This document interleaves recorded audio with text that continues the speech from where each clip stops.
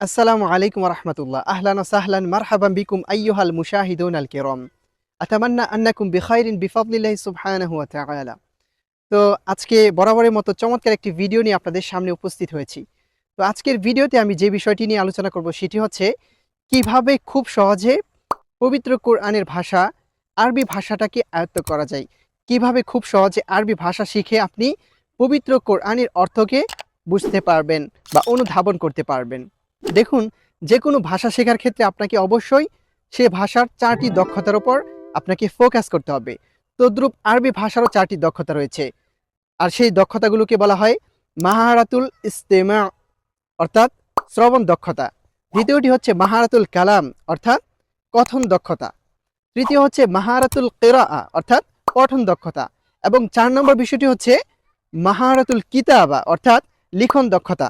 তো আপনি যদি এই 4টি দক্ষতায় পারদর্শী হতে পারেন তাহলেই কিন্তু আপনি বলতে পারবেন যে আপনি পরিপূর্ণভাবে আরবি ভাষাটাকে আয়ত্ত করতে পেরেছেন। তো এইজন্য আপনাকে অবশ্যই চেষ্টা করতে হবে। এক্ষেত্রে আপনি যদি লক্ষ্য করেন তাহলে দেখবেন আপনি আরবি বেসিক অনেক শব্দই জানেন। কারণ আমাদের বাংলা ভাষাটি হচ্ছে একটি মিশ্র ভাষা। তো আপনি যদি একটু লক্ষ্য করেন তাহলে দেখবেন বাংলা ভাষায় অসংখ্য অগণিত আরবি শব্দগুলো রয়েছে। তো এই শব্দগুলো দিয়েই কিন্তু আপনি চাইলে আরবি ভাষা প্র্যাকটিস করা শুরু করতে পারেন।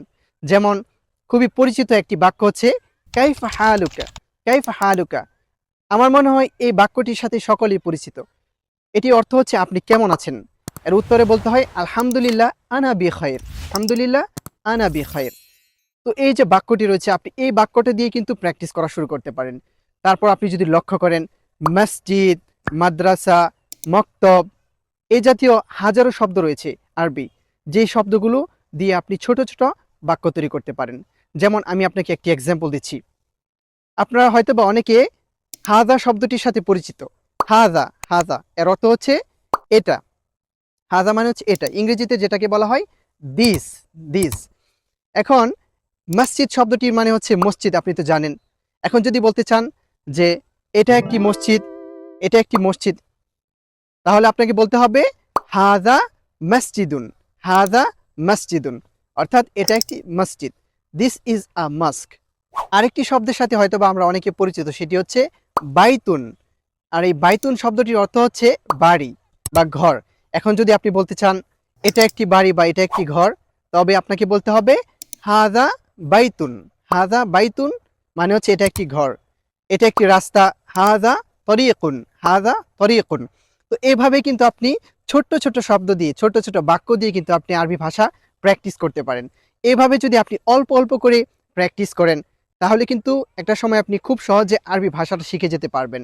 এবং তখন আরবি ভাষাটা আপনার কাছে আপনার মাতৃভাষার চাইতেও বেশি সহজ মনে হবে। এজন্য এখন থেকে চেষ্টা করুন ছোট ছোট আরবি শব্দ বা বাক্যগুলো দিয়ে আরবি ভাষা প্র্যাকটিস করার। আপনি যদি এভাবে রেগুলার প্র্যাকটিস করতে পারেন তাহলে খুব সহজে ইনশাল্লাহ আপনি আরবি ভাষা শিখতে পারবেন এবং পবিত্র কোরআনের ভাষা বুঝতে সক্ষম হবেন ইনশাআল্লাহ।